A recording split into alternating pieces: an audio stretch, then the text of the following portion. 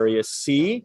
And I just want to give you a heads up that we're Area C. We have some great presenters for today from Area C. And we're using my classroom to present. And there's no air conditioning. So we're glistening and not sweating.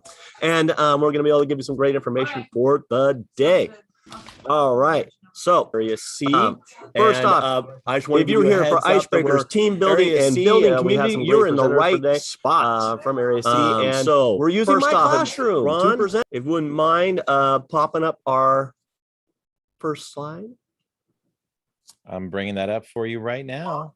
Thank you. Thank you. All right. Here we go. Perfect.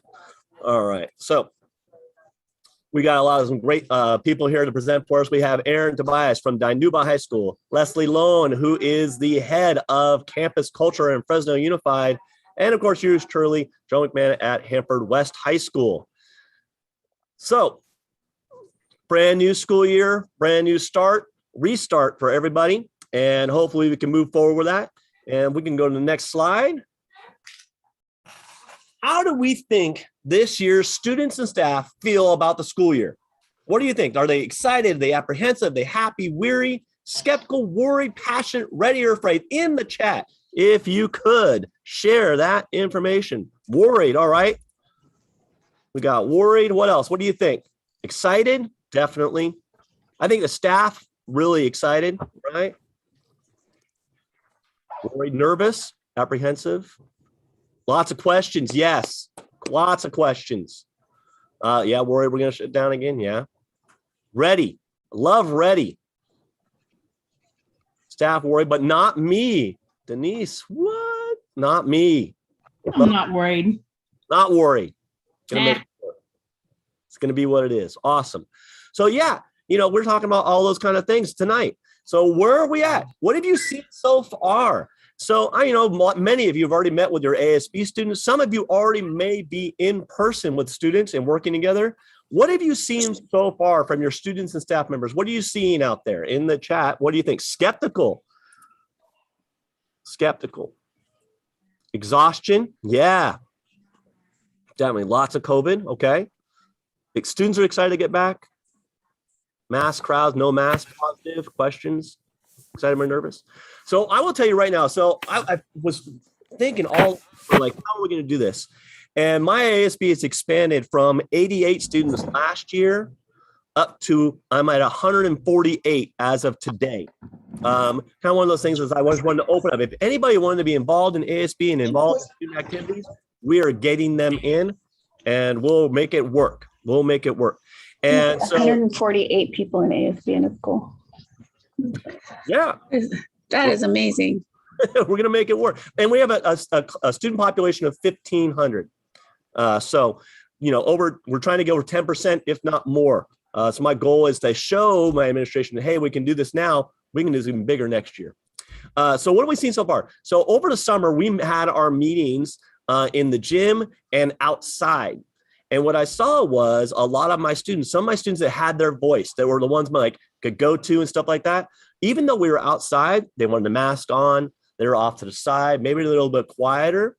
And we saw the students, of course, that hadn't had the training or been around, really quiet and trying to figure it out.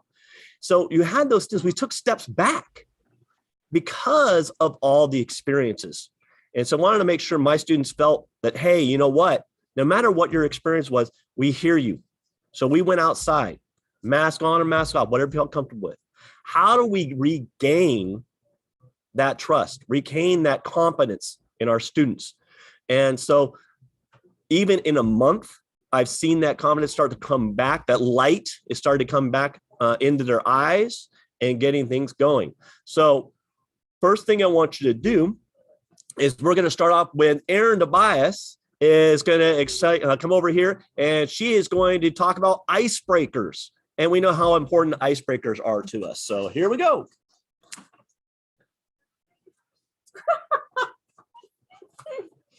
Oh my gosh. Step into my office. All right. Welcome. All right. Are they switching the slides for me, or I have to do it? One will switch slides. Oh, perfect. Ron is behind the scenes switching the slides for you. Sorry, we have two things going on. I wasn't paying attention. Anyway, welcome. I'm going to talk about icebreakers really quick. So main thing with icebreakers is that icebreakers are quick, they're fun, they're just about getting kids feeling comfortable, and they're very surface level. So towards the end of the icebreakers, we're going to talk about like going a little bit deeper, team building, more like class bonding type stuff during this webinar, but this one's just about icebreakers. All right, so my first icebreaker is, go ahead and flip the, and so there's a lot of writing on here. This is that way you guys can copy and paste later, but I'm just going to basically talk about them. So have you ever, or that's me. So this is a game that the students play in a circle. So everyone's standing in a circle. It works best if they're sitting in chairs, actually. So they're sitting all in chairs. And then one person is in the middle, usually teacher, leader, whoever's leading the game starts first. And so they're in the middle and they say, I did today, that they have to say their name because we're still learning names as well. So what is your name? And then something that, that either you think pertains to you, something that you like, something about you, have you ever, something, anything like that. So they would say, like, for example, today we said, you know, if you like, your favorite social media right now is TikTok. So if that is you, then everyone around the circle who that's them as well says that's me. They have to get up and switch places. So when they switch places, there's just a couple rules. One, you can't, when you get up, you can't go back to your same exact chair. Number two, you can't sit right next to you. You can't sit in chairs right next to you. So that way you're not just scooting over. And so as you play, the person in the middle is then trying to find a new place or trying to get out of the middle. So the one person left without a seat is now the person in the middle. So that is that game, super fun. The next one is just a would you rather. And so students like to do this because it's non-threatening at all. Many of you guys have probably played this in your class before. So would you rather cook or clean up? Which leg do you put in your pants first, your right or your left? So I actually did this in my class today as well. And afterwards, then we had a little tiny discussion of like, you know, why do you do that? Tell your partner real quick, like, why do you do that? Why would you rather cook or clean? So just talk to somebody right next to you. So that's where your icebreaker kind of can, if you're doing it with your class and you're wanting to team bond as well, kind of do the icebreaker and then extend it a little bit. So that way they're getting to know each other just a little bit more. So there's a whole list for you guys there. The next one is egg, chicken, dinosaur, rock star. So this one is, oh, I forgot to tell you, as all of our things are, I've gotten these ideas from everything CADA. So from CADA camp, from conferences. So somebody on here probably gave me one of these ideas, but I like to use them all. So egg, chicken, dinosaur, rock star. So this is like rock, paper, scissors. Everybody starts out as an egg. And so you're going to start off like this. So everyone goes around, finds a partner. Who's an egg? Who's an egg? You find an egg. So if you find a partner who's an egg and then you rock, paper, scissors, the winner becomes a chicken and the loser, I guess, stays an egg. So then the chicken is, you know, going around and they're looking for only their partners with chickens. Okay. So chickens find chickens, eggs find eggs. If they win the next round and they become a dinosaur. So then you're like, rah, going around, you know, only finding dinosaurs, and then chickens are still finding chickens, eggs are still finding eggs. The winner of the dinosaur then becomes a rock star. So that way they're kind of, you know, playing the guitar. So then they become the rock star. If they win, they stay a rock star. If they lose, then they're back to the chicken, to the egg. So that way it kind of keeps going. And you just play until, you know, enough people have played. And like they say with Link Crew, you stop it at the peak of fun. So anyway, this game is always a favorite of my class. Okay, next one is Bullseye. And this I think I got from CADA camp. So students all stand in a circle, one person in the middle. So I usually start it off, or if my student leaders are the ones leading. And they're just all looking down. So everybody around is looking down at their toes. The person in the middle says 1, 2, 3, look up. So they look up, And if you lock eyes with someone across from you, then they have to switch places. Kind of like the that's me, like they're trying to find a new seat and the person in the middle is trying to get out. I tell my students, if you look up and you don't see anybody, no fair, like scanning, for 10 different people. You're just looking at the first one and no, then you look back down. So that it just kind of keeps going. The person in the middle then gets the spot, and you could, with this one as well, say your name if you're stuck in the middle. My name is so-and-so. Look down, 1, 2, 3, look up. So that's a fun one as well. The next one is called Pterodactyl. This one's also played in a circle.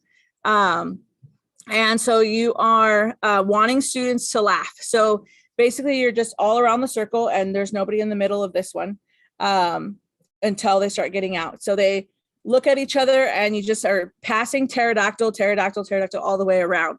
And you can't, when you say pterodactyl, you can't show your teeth. So they're trying not to laugh and they're trying not to say it. So when you're saying it, you're trying not to laugh, you're kind of like pterodactyl when they're going around. You can, if you're going around in the circle, they can flip it back and, have a little pterodactyl war.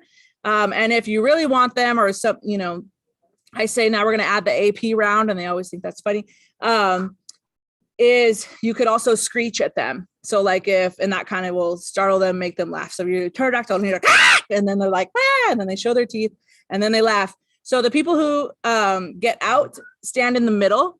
And then when they're in the middle, everyone's kind of around them until they get to where their circle keeps getting smaller and smaller until there's too many people in the middle.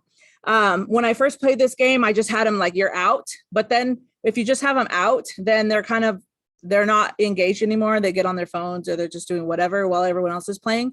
If they're in the middle, then they're still kind of like watching the game. So it's up to you if you want them in or out, but I like them still engaged there. The next game is played similar to Pterodactyl, but it's called Categories. And so everyone's standing in a circle. You have your palm up and your right palm goes on the next person, and you kind of hit the hand and then it keeps going around the circle. So when they hit the hand, it kind of goes with the categories. It's and then the little chant is, this is the game of concentration, no repeats, no hesitation. The category is. So when they say the category, you could say like shoes, candy bars, soda types, states, whatever the category is. And then it keeps going around and around and around. And when if they repeat something, then they're out. If they hesitate, they're out. And so it works the same when you're out, then I would make them stand in the middle and then they keep going again and they say the chant and it kind of goes around. So that one is fun as well. Fast Fingers. Fast Fingers is something that I learned from Link Crew as well with Phil Boyd. So face each other, hold your hands behind your back. Count of 3, you bring a hand forward, holding up fingers. I do one hand first. So if you hold up a 2, your partner holds up a 3. The first person to say 5 wins. So you're just adding your fingers. Then I tell them the AP round. He always said, the AP round, use both hands. You guys ready for this? They get all excited. So now you use both hands and try to add. And another variation is trying to get them just to work together to form a number. So if you say both of you guys need to form 11, say, then you're putting your hands behind your back, bring them forward, and then try to make 11. If you didn't, then do it again. So you're trying to team build in that way. The next one is called Addams Family. And this one, the students stand in a circle. This one's for you kind of put students on the spot. So I ask very first, who's who's okay being put on the spot. 3 to 4 students go to the side. The rest of the people in the circle, that's when you give them the directions. The 3 to 4 people go like away where they can't hear the directions. Like I usually put them inside the classroom while we're all outside. So then we bring one at a time back to the middle of the circle. And then when they come in, we do the little Addams Family chant. So we all sing da-na-na-na, da-na-na-na, da-na-na-na, da-na-na-na, da-na-na-na. And then we say, we are the Addams Family. You must entertain us until we applaud you. And then, so the people in the middle are like, oh my gosh, what do I do? So they start like dancing around or doing whatever. and everyone on the outside is just copying everything the person in the middle is doing. So they just keep copying, and then till the person clicks in their head that if they clap in the middle, then everyone starts clapping and they applaud you. So sometimes with this game, some need some help, and I remind them, how would you make us applaud you? Because then they're like, oh, okay. So don't let anybody in the middle struggle too much. So after one person gets it, they join the outside, and then the other people one at a time come back in the middle. So this game you can only play one time with your class, the very first time, any new people. So, all right. The next one is Bob the Weasel. This is a camp favorite as well. So if you have a little toy or something, anything really in your class, everyone stands in a circle and you put your shoulders kind of together. So a tight circle. You put your hands behind your back and you're passing the item around the back. And the person in the middle is trying to guess who has the object, the Bob the Weasel. And while it's going around, everyone's kind of like, bending their knees together, going up and down. That way you can't, see movement. It's easier to hide it that way. And then the little chant for this one is Bob the Weasel, keep it going, keep it going. Bob the Weasel, keep it going, keep it going. And the person in the middle is like, is it you? And then they raise their hand, nope, it's not me. And then keeps going around. That one's fun as well. Snowball is the next one. And this is where it's kind of like two truths and a lie, but they write it down on a piece of paper, crumble it up, throw it in the middle, and then everybody grabs another one. So this is where the icebreaker kind of goes into a community builder. Just so we're trying to get to know each other, starting to get to know their stories. And so this one, they grab the ball, they open it up and they try to figure out who is this person, who these are two truths and the lie, or the things about yourself. And then I tell them, don't just say, is this you? Is this you? Is this you? Have them ask, like, do you have a dog? Do you, like, ask them the question? So last one, speed dating. So this is just any questions that you want to ask. There's just kind of like, you could do the two concentric circles and have them, spinning around and asking them questions. You could do the two parallel lines like we do for Link Crew, either one. This one I got from, or I put in my, I give all of my teachers icebreakers to do every single day. So this is one that most people I think from CADA know, but anyway, talking about favorite memories, whatever you want them to do. So, and that is all that I have. We want to have a little moment now to share, because I know that you guys have great team builders, icebreakers as well. So does anybody want to share out a great icebreaker that you have as well?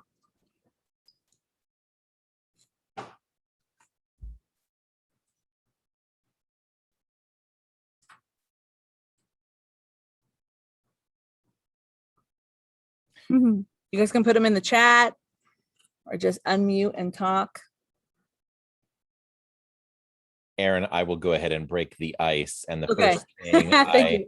first thing I want to say is to apologize, because earlier I said that the slide deck was on our CADA website, and I was a total liar because it was not. I jumped the gun a little bit. It'll be there tomorrow. But for those of you just joining us, the slide deck I just dropped that in the chat, so you can check that out.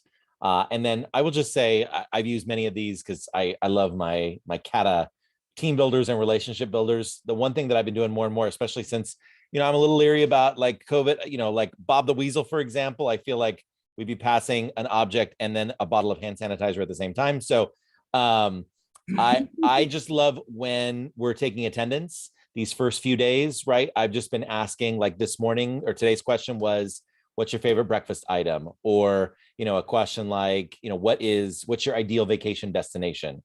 And so it's something that I can do to check in with whether it's a class of student leaders or just an academic class. And those are those relationship builders where, kids, one kid will say, or I'll ask like, all right, favorite book, movie, streaming series, or, whatever. And one kid will say, oh, I love, My Hero Academia, which is an anime thing, which I'm not into. But another kid will be like, oh my gosh, I love that too. So it's a really easy, simple way, since you have to take attendance anyway, and since you're learning names and faces, just to do those kinds of icebreaker type questions, but just do it with attendance at the beginning of each class period. Cool.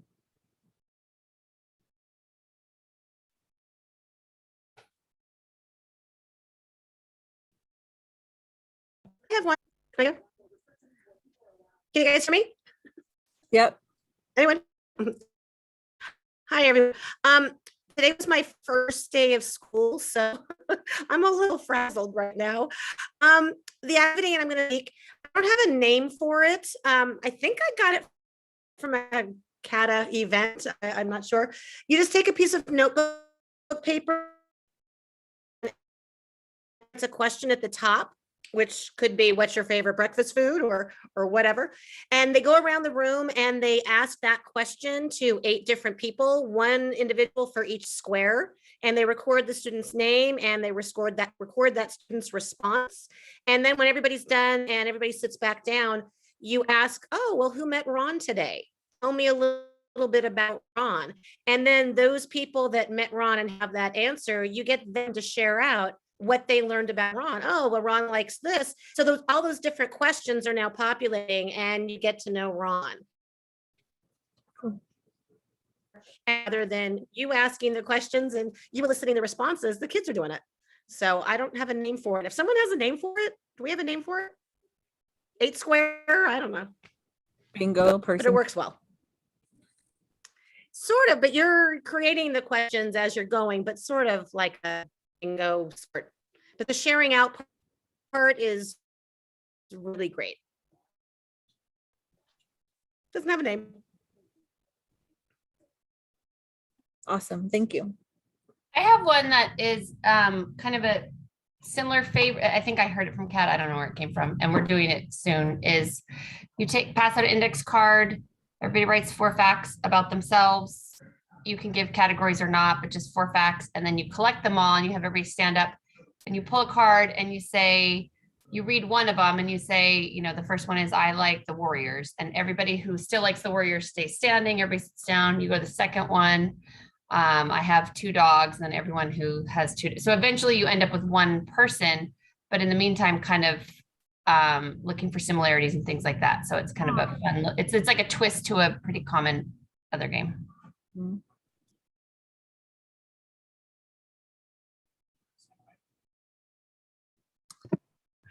I do one that's a little similar to that, except we have a person of the day, person of the day, and we do the this or that. And if their answer matches people in the class, they stay seated. If it doesn't match, they sit down. And so at the end, it's like your soulmate or your best friend forever type of thing. And then we can kind of focus on one person at a time, rather than like really getting to know that one person for the day. Yeah. Awesome. Well, thank you for sharing. All right, it's time to move on to Denise, right? Denise is going next. So Denise. Thank you, Erin. I took some great notes. You're going to make me look really good here. Good. That was great. And all of you had some wonderful ideas. Thank you. Speaking of ideas, though, I think we're all starting from the very beginning. We have to remember our middle schoolers are coming from 3rd grade. And I know the high school, your kids, they haven't even been on campus before. So we really have to remember to start with the basics. And that's where the salt is coming in. We have to add a little bit of salt. So for 3 sessions, 3-week series on Mondays from 6:30 to 8:30, we are going to have a really cool setup where we'll have a keynote speaker and look at the great list here. The amazing T Street, Joe Beckman, and Phil Boyd. Then they get to go to 2 workshops every single day. So choose some students to attend, make it part of their homework. You'll get the recordings, make it part of your lesson plans. And all I was thinking is that, Erin, I don't know, are you presenting? Because what you just did, that would be a really good session. So I'm also inviting anybody here who is interested in doing a Zoom workshop for us we are still looking for people to do that. So I hope you guys can do this for us. On the 3rd of September is the deadline. So that's really only in 2 weeks. And is there anything else anybody would like to add about the Shake That Salt training? Or if you have any questions for me, I'm here to answer. I know she signed up because we talked about it today. Yep. In our council meeting. Awesome. Awesome.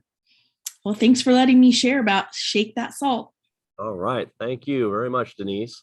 All right. So we're going to be moving on, and I'm going to be talking about building community at your school sites. So we're on the next slide. Awesome. So building community. So one of the things we did over the summer here at Hanford West is our staff got together and go, okay, so what is our school year going to look like? What do we want to do? What do we want to see from our students?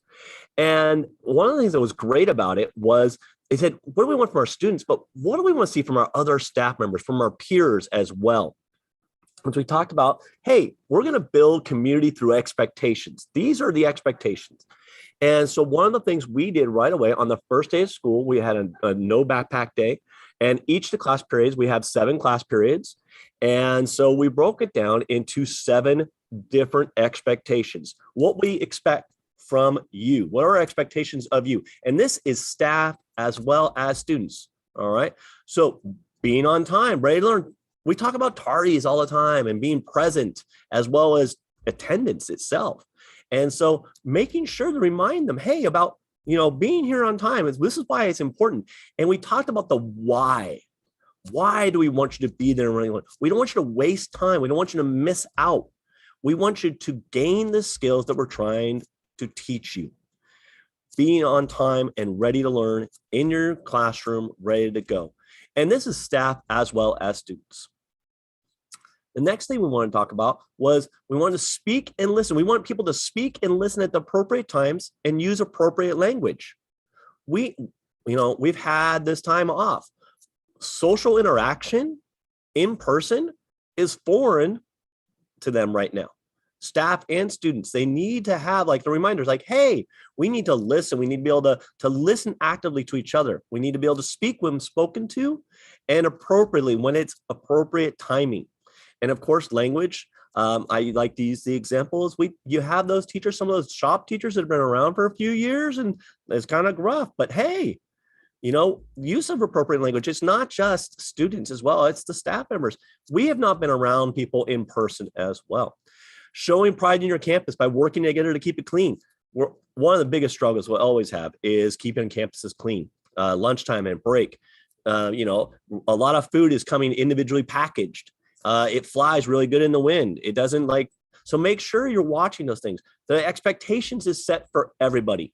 If you're walking on campus and you see something, pick it up.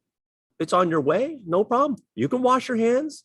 There is hand sanitizer in every single one of our classrooms. Think about that. Keeping your cell phone away and use technology appropriately during class. Hey, we talk about this all the time. Socialization, in person, make use of it when you're together. Interact with that person that's next to you. Talk to them. Have that short conversation. It is a lost art. I always like to do the activity elevator talk. And you have people in the elevator and you have them just give them topics to discuss and make them work in small group discussion. Turning assignments on time. Seek help when needed. Every staff member is there to help you. That's what they're there for. And it's not only staff members. I mean, how often do we get things where we're asked as staff members to turn in our attendance on time on a daily basis? The attendance clerk was really excited about that when we talked about that's the teacher's assignment. And guilty. My son is my 7th period aide. 2 days in a row, I forgot to do his attendance. So he's the only one in my class. So, that's bad. But I got the email hey, remember expectation number 5? I'm like, oh, okay, I got it. So I have it on a timer on my phone just to remind me. Communicate respectfully, treating all with understanding and kindness. Make sure that we all know, hey, we all went through a rough patch. How can we socialize? How can we get together? Be respectful. Understand that we all come from different spots. We have different experiences. What did we deal with in the last year? How are we feeling? Make sure that everybody's comfortable with interacting with people or being close to each other, maybe outside conversations rather than inside conversations. Having that class time available for students when you're outside your door. What I've been doing is like at lunchtime, I open my door and I sit out there with a chair. And if people want to come up and talk to me, and I'm right there, I'm eating, but they're able to conversate with me if they need to have any questions or they're lost. I've been a great tour guide for people that are coming along at lunchtime, like, hey, I don't know what my 6th period is. Can you help me out? No problem. I'll help you out with that. We're all in this together. It's a big family kind of thing we're working on there. Live above the negative influences. Value your own mind and body. We were talking about dress code. We're talking about social media. Live above that. Be better than that. Challenge each other, students and staff. Value your own mind. Dress code. We're talking about what should we be wearing? Is that appropriate? Is that something we want people to see from us?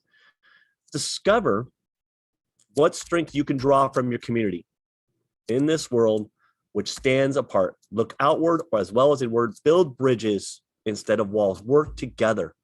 The human race is imperfect, and we all are imperfect. And how we can build and support each other. This is a great thing. Next slide, please. Building community through shared experiences. Invite them to participate. We had a huge event on Friday last week. We started the event during 7th period and went afterwards. Instead of our back to school dance, we did bounce houses and karaoke and 9 square and cornhole tournaments and free food and all sorts of things. Invite them, but actually go in the classrooms, invite them, invite the staff members as well. It was one of the best things we ever did. When we debriefed today with my students, I said, what did you see? And they said, we saw staff members having fun. I'm like, they're human. It's amazing. You see them at grocery stores, they eat food too. What? And they're like, yeah, I never knew that, Mr. Weiser was so competitive. I'm like, well, yeah, he cheats a lot at cornhole, but you know what? They had a great time and they saw that other side of the teachers and playing Connect 4 and the tug of war and doing the different things with, ping pong. We have some great teachers that were great ping pong players. And they were like, the one lady, she had her lanyard on. She's like, oh no, I'm not losing this game. Takes her lanyard off. And they're like, oh, Ms. Ruiz is going crazy. They loved seeing that. The amount of smiles that we had, it was just a chance to unload for our staff and our students to feel like, hey, it's okay to have fun and to be safe about it. We did it all outside. It was great. Show that you understand and respect where they're coming from. What do you feel comfortable in? We had a bunch of different activities. We went to Connect 4. We had chess. We had pool tables. We had foosball tables. Try different events. We had bingo. We had Twister. We had trivia games. We did things that people could do different things. We had art. They had sidewalk chalk. They could do that. Whatever we could go with to their talents or their passions, we tried to include them all. Offer a variety of activities they can relate from. Embrace uniqueness of the student population, different things. Focus on the positive day. You know what? I am not a person that likes to hear praise like, oh, it was great. Yeah. But man, there are so many people who are so happy that we had the event and got things going. And my students really saw how important it was how they can impact their student population and their staff joining in the fun. It was awesome. All right. And our next slide. Building a community through unity. We created a bond with others, making them do things like that. We are actually, every single one of our students and staff members, it was a afternoon lunch. So it started at 2:30 and we went to 5:15. So inside of class and outside of class, which made it great for the students that had to travel. They got to stay, which they usually don't get to be able to stay for events, which was really nice about that. But creating a bond with others, every single one of our staff members and every one of our students would get a t-shirt by grade level. And we're going to have competitions throughout the year. And they're going to have prizes like 5 minutes out for lunch early, 5 minutes at break, those kind of things. We'll also have, hopefully we're going to try to get some foods donated. So those groups will get food at lunch donated to them. Strive to succeed in common goals. Our expectations. Challenge each group to see who has less problems with at the administration level. Motivate each other to continually improve. We're all works in progress. I am definitely a work in progress. I know about you guys, but I am definitely technology, right, Ron? Ron will back me up on this one. Understanding you're never alone. You are never alone. No matter what, there's somebody here for you and to be with you. And that's the community. Build on that. Create opportunities to have positive interactions. And that's what ASB and activities people and campus culture people do out throughout our state for our students. Unity is strength. When there's teamwork and collaboration, wonderful things can be achieved. It is just awesome when we work together for a common goal and purposes. It just makes the magic happen. All right. Awesome. I'm going to switch over to Janelle. Well, hi, everybody. Yep, there I am. Sorry, I'm a little bit in the dark, but that's the best lighting I've got. So, hey, CADA Tours 22. Fingers crossed, we're going to be live and in person in Reno. That is what we are planning on. We would love to see as many people, if not all people there. And, you know, it's, we're kind of taking some information we had gained from last year. We're going to do some pre-cons the week before. So we have 3 virtual pre-cons, February 22nd through the 24th. So it'll be nighttime like this is. So you can, if you sign up to get them, you can do them live, or we'll record them and you can have the recordings for that. And then on March 2nd, we're going to have 3 live pre-con sessions. So when you're in Reno, you can come and do that. We have 3 keynote speakers, Scott Bakovich, Dr. Lehman Hicks, and Shannon McCain are our 3 keynotes. 10 workshop sessions, MAA certification courses. Those are on the March 2nd date. We're going to have newer to CADA travel guides and nightly networking. If you are interested in signing up or getting more information, the cada1.org/convention is where you would head to get that information.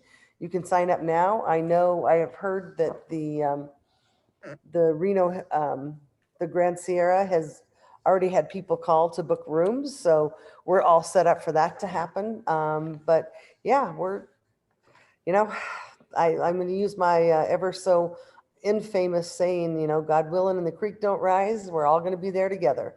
Our goal is to be in person. We figure we can go to school in person, so why can't we have a convention in person? So can't wait to see you there. Any questions?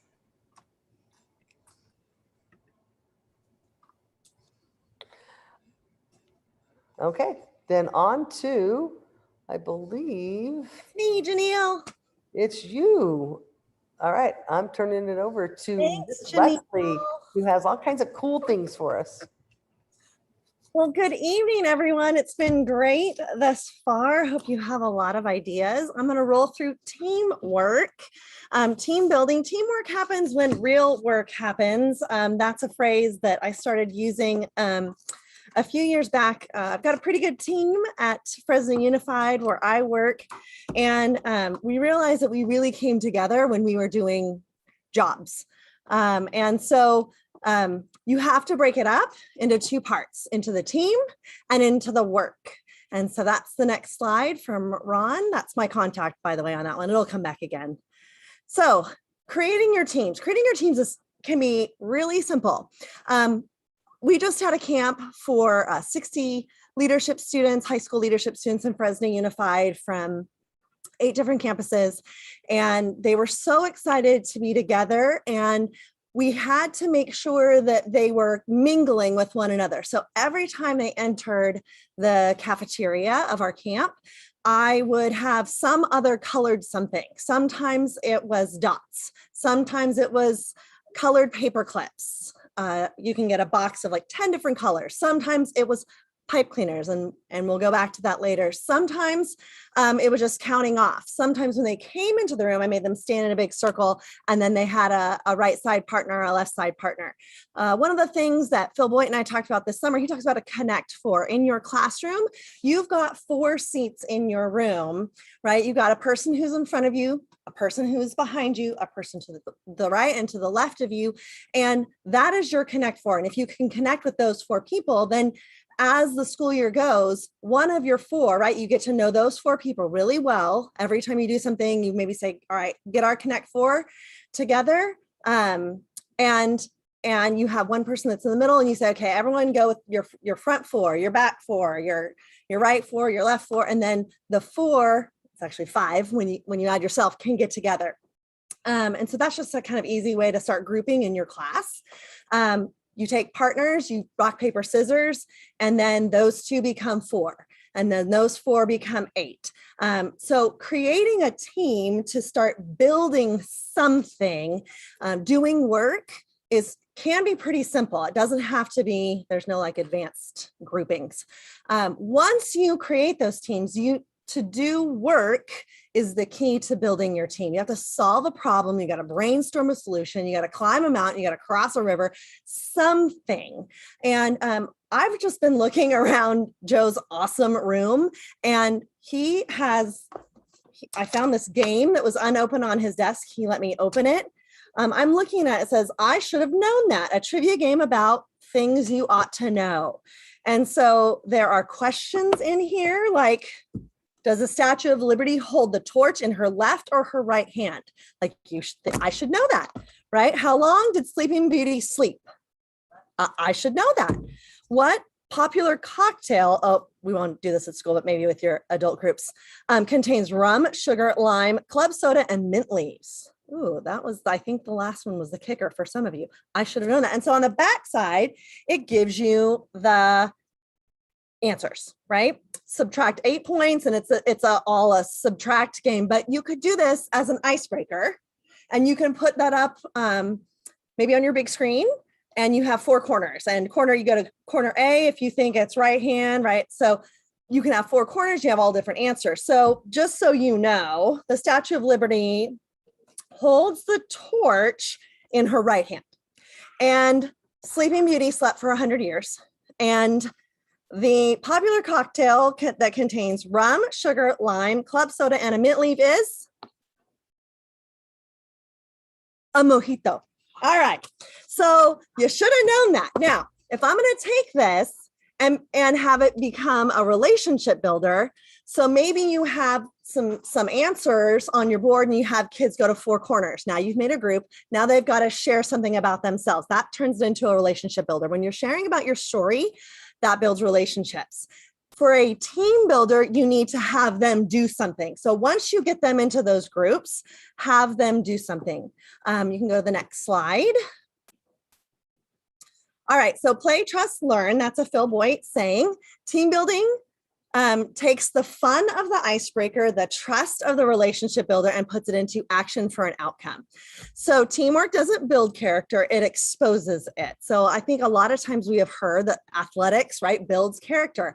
Actually, it exposes the character that you have, and then it's up to us, the coaches, the teachers, the folks with experience, the peers, to cultivate the characteristics it takes to be a team and make change, do something with it, win the game. Again, cross a river, climb a mountain. These guys are getting up to the top of the hill. I know I need help getting to the top of the mountain. I hate climbing. So I would be the last one, and y'all would be pulling me up. There's a Washington Post article there that's about exposing character versus building character. With athletics, I always add something, some sort of reference to everything I do if you've ever been in one of my sessions. All right, next. We got a team builder. So I separated the 4 people on our teams over there with pipe cleaners. I gave them a bunch of pipe cleaners and I set them next to each other. I am going to set my timer for 2 minutes. And they are going to have to build the tallest pipe cleaner tower they possibly can in 2 minutes. And they have to do it without talking and with one hand behind their back. Okay, Joe? Don't get woozy. He's going to move the camera. That's good. Perfect. That's perfect. All right. Oh, and I hope he doesn't kill himself on the way back to his job. All right. One hand behind your back. Don't say a word. Tallest pipe cleaner tower, and go.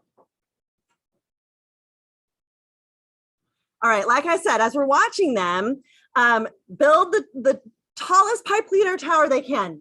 Y'all need to hustle. Again, you can turn really anything from an icebreaker to a relationship builder if you ask something about people's story. You can turn anything from a relationship builder to a team builder if you take that group and make them do something. Okay, and so they're very focused. Those are some great looking towers. You've got about 1.5 minutes that are left. All right, Lorna was trying to get some ideas from the other team, which I didn't say she couldn't do. We did this with our big group of students, and the larger the group, the louder it is. But again, they're working on a project together to solve a problem, and they've got 58 seconds left. 58 seconds left to build your tallest pipe cleaner tower that you can possibly build.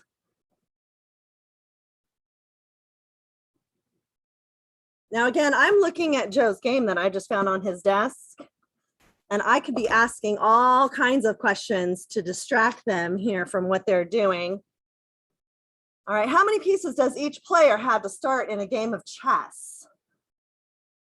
Right, what's the box for storing cigars called? How many stomachs does a cow have? Right, all these things that I should have known that. So I'm trying to distract them because they only have 16, 15, 14, 13, 12, 9, 8, 7, 6, 5, 4, 3, 2, 1. All right, time is up. Oh!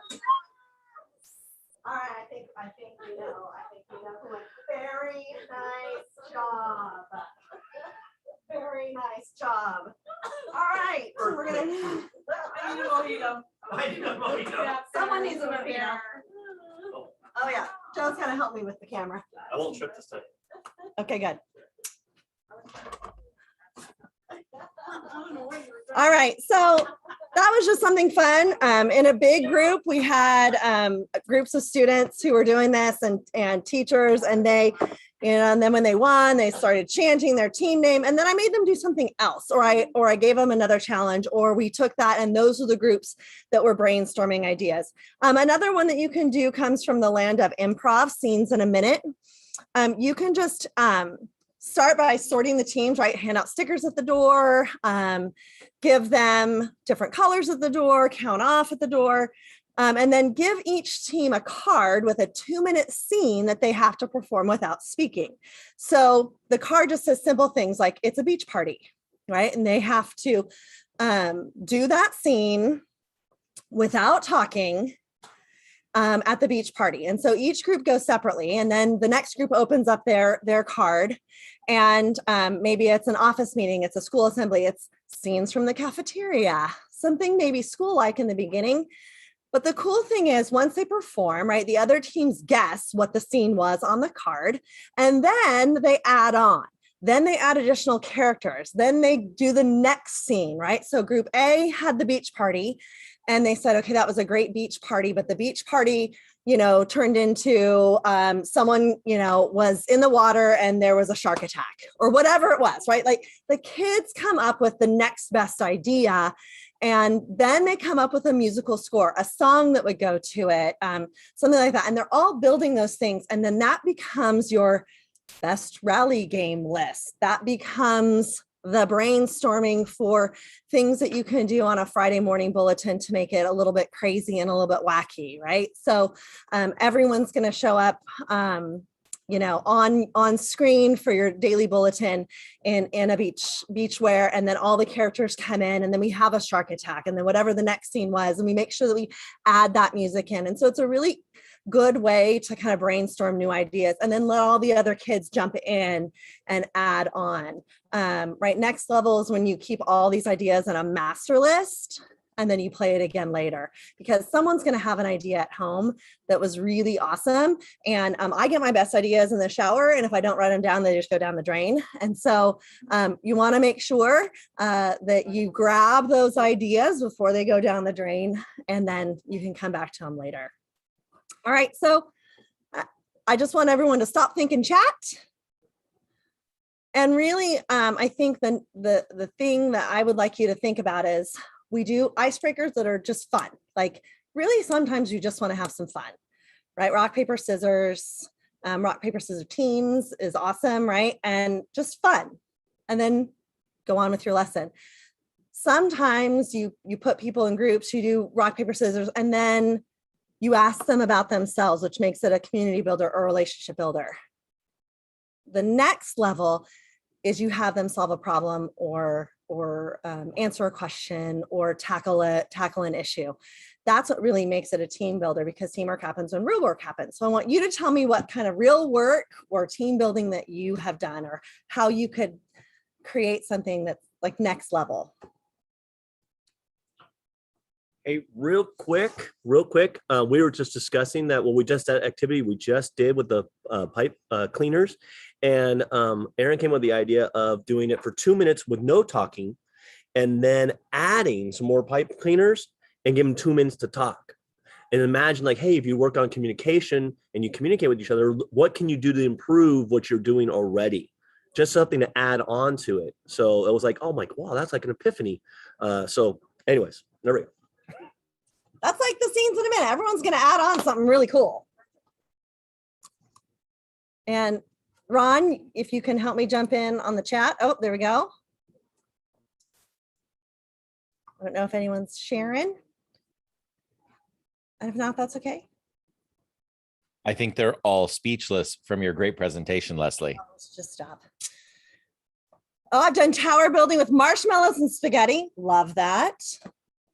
Just don't let them eat it afterwards. That's a little gross. We did deck of cards before. Deck of cards.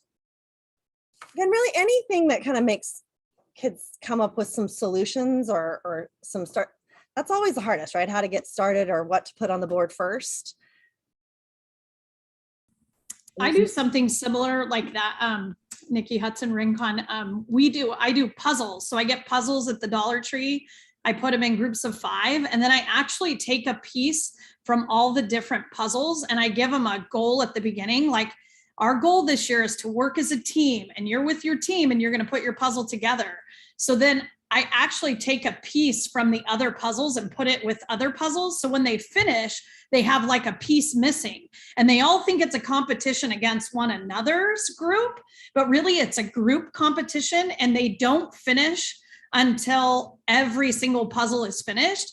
And they don't get it because they're coming up to me like, we're done. We're just missing one piece. And I go, And so part of that time I do, you can't talk, and then they can talk. And then at the end, we talk about communication. We talk about who was the team leader in the group. I don't set that up in advance, but it's really fun to see at the end, they get the idea like, oh, I have this puzzle piece. And then they have to go around the room. And then once all 5 puzzles are put together, the game's over, and we talk about communication and team building that way.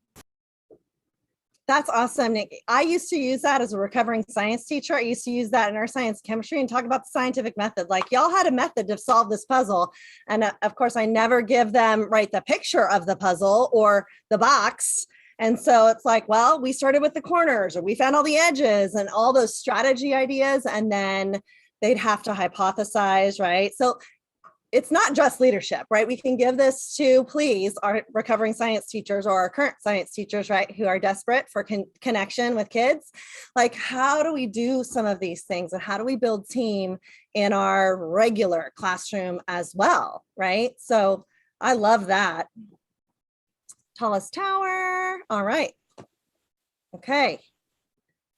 Well, thank you, guys. I also want to show in my last slide that has my contact information. All of you can call me or text me, email me.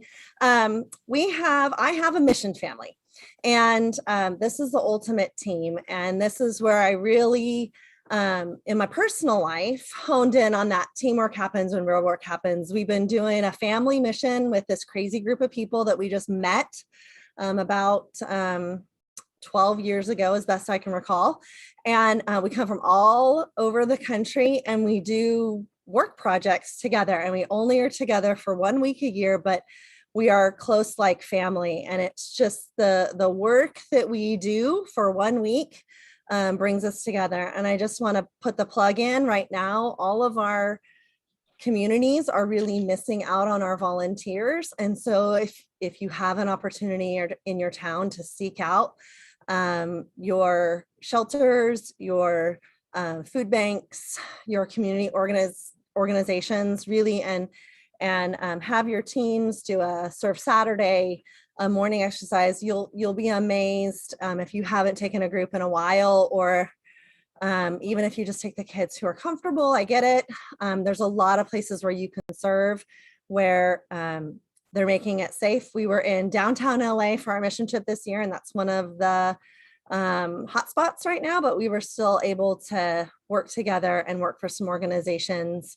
And the paint didn't care if we had germs on it. So, and we just worked together, and we've really become super close. We need this every summer, and I think that your kids are going to find that they do it too. So take your icebreakers, your relationship builders, and build your team through making real work happen.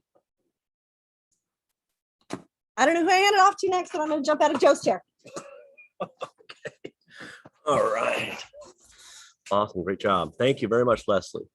Okay. So these are some of the information we've already covered. We talked about Shake the Salt. We talked about CADA tours, and we did not get to, but the Downtown Castle State Conference for middle school is March 31st through April 2nd, and high school, April 2nd through the 4th. Also, for those people that have the opportunity, these are a list of our in-person student conferences that are happening. I can tell you Area C on October 18th for sure. Looking to hopefully get some great in-person events, working together, getting people back together and bringing it back to normal as we know it. So thank you all. Oh, and I think Ron, you had something to say too, right? I do, yes. So, hello. All right. So one more thing I wanted to share, and that is thank you so much to everyone who's joined us for our Jedi book club so far. We did have a summer Jedi book club. Jedi, by the way, I cannot take any credit for this, although I think it's the coolest thing ever. James Lehman up in state of Washington. He does the CADA, like the Washington state version of CADA, and he's amazing. And he's presented at some of our stuff, and he's come to many of our CADA conventions. Anyway, Jedi, this term stands for Justice, Equity, Diversity, and Inclusion. And we had a summer book club. We've read 3 books so far, and the next book, which we don't have a date for yet, but if you want to order it now, it'll be sometime. We were thinking about September, but it's also kind of really crazy right now. So we're thinking of maybe pushing it back to like late fall, early winter.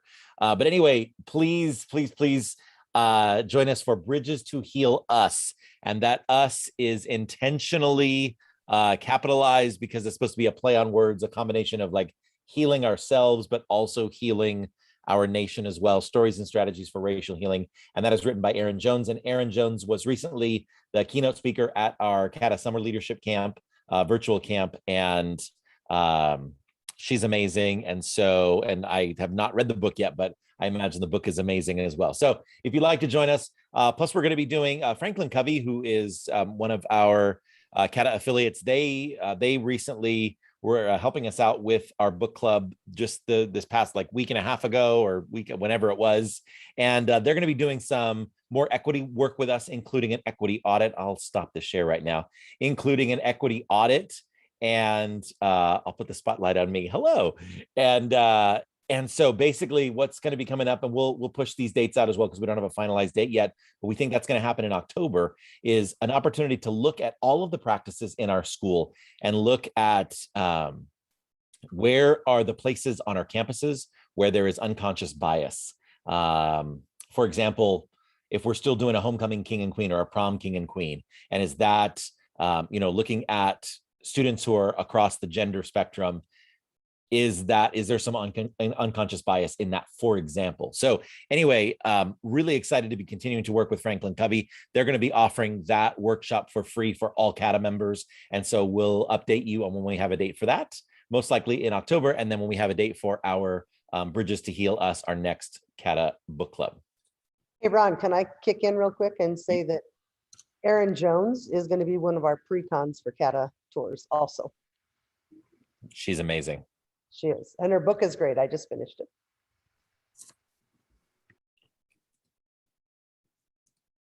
All right. Hey, who has the microphone here? I think you do. All right. Well, hey, in that case, folks, it is 8 o'clock. Look at that perfect timing. And then can we give big props? I want to say a big thank you to Janelle Moon, to Denise Van Dorn, to Joe McMahon, to Bonnie Bagheri, Jeff Culver behind the scenes working his magic, to our presenters, Erin, Tobias, and to Leslie Loewen. Great to see them. Thank you, thank you, thank you. And thank you all for being here. And it's great to see. It's great to see CADA faces, and I'm just excited to start seeing CADA faces again in person. So if you can join us for any of those in-person conferences, we have adult and student conferences. We'd love to see your face. And even if you can't, we have those virtual events. We're going to continue doing these virtual events, including the SALT conference for your students coming up next month. So whether it's in person or online, CADA is here for you, and we love you, and stay safe, and happy start of the 21-22 school year.